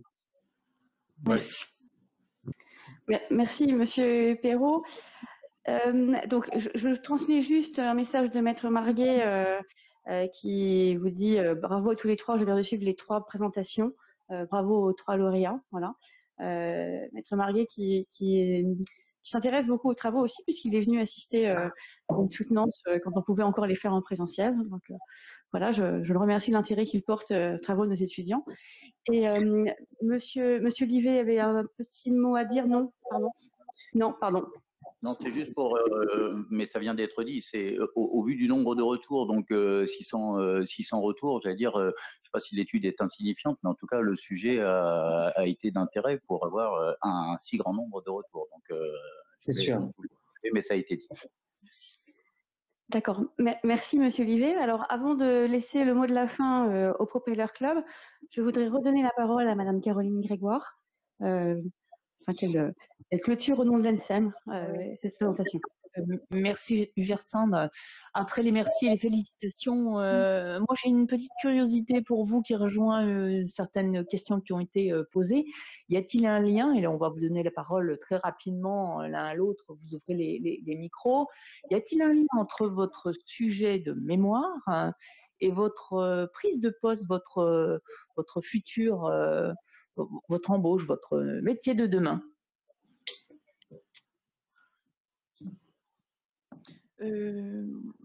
Ben, je vais être marin alors un petit peu, mais sinon pas particulièrement. Non, je pense pas. Ah, peut-être juste que l'étude était plus parlante pour les personnes qui font du long cours, et je fais du long cours, donc peut-être sous cet angle-là, oui. Moi, pour le moment, j'ai envie de naviguer, de rester marin, mais après, pourquoi pas, si un jour je m'en lasse, de me reconvertir à terre dans les solutions d'avenir pour aider à développer ces systèmes. Oui. Et vous choisirez votre bateau en fonction de la présence ou non d'une aile? Non, pas pour l'instant, non. Et pour ma part, moi, c'est une question que je voulais aussi poser à Marie. C'est est-ce que suite à ces sondages, elle a pu voir en fonction des types de navires et des lieux géographiques, si jamais il y avait un ressenti plus ou moins dur de cette différence? Moi, pour ma part, j'ai fait du ferry, donc je ne me sens pas très concerné. Enfin, le changement n'est pas vraiment dur avec une semaine, mais je pense, étant donné que j'ai fait un contrat au long cours, c'est vrai qu'on peut ressentir au bout d'un moment et au fur et à mesure de l'embarquement un vide qui se crée et peut-être cette difficulté qu'elle exprimait. Voilà. Alors merci encore à vous, félicitations, et puis un grand merci aussi au Propeller Club. Je vous laisse la parole.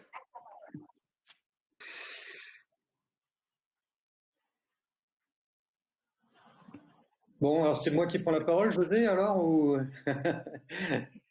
Écoute, si je prends la parole, c'est pour te remercier Madame Le Dimna, remercier l'ENSEM, et puis me féliciter des bonnes relations qui existent depuis des décennies entre la formation maritime et le Propeller Club, et remercier aussi notre ami Jean-Pierre Bellec, qui est très proche des étudiants, puisqu'il anime le Student Port.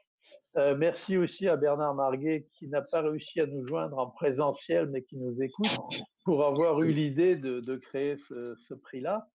Et puis, j'ai retenu un terme utilisé par Marie, disant que le marin, c'est le couteau suisse. Et c'est grâce à cette qualité de couteau suisse que un jour, vous ferez une profession différente, puisqu'aujourd'hui, on n'est pas appelé à faire une seule activité professionnelle. Donc, un jour, vous rejoindrez d'autres activités, peut-être dans le monde du portuaire et du maritime. Et si tel est le cas, nous espérons que vous vous souviendrez du Propeller Club et que vous le rejoindrez, du fait que, quelque part, c'est un réseau très intéressant où on peut rencontrer toutes les facettes des métiers qui composent l'activité de l'industrie maritime et portuaire. Voilà, merci.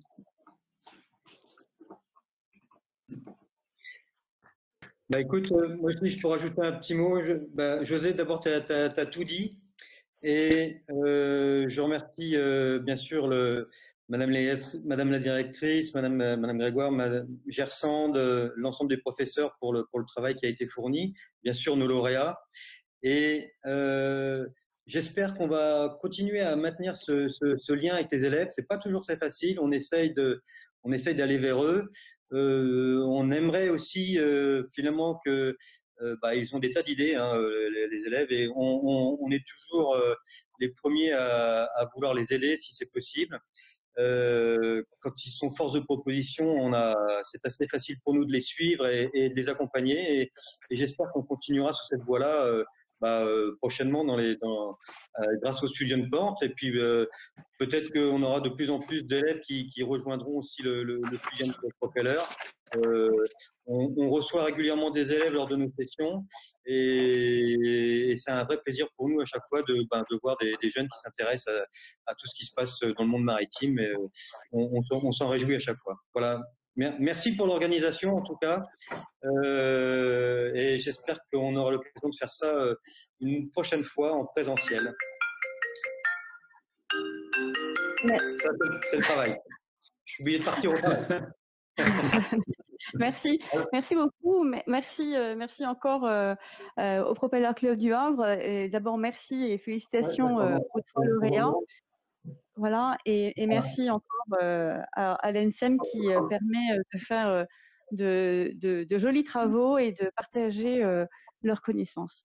Voilà, et j'espère aussi que ce prix sera renouvelé et j'espère pouvoir être aussi optimiste que vous, Monsieur Le Gouen, je ne pense pas par contre que le virus aura complètement disparu, mais bon, au moins qu'on puisse se réunir et faire quelque chose de plus, même si c'était convivial, de plus chaleureux. Voilà.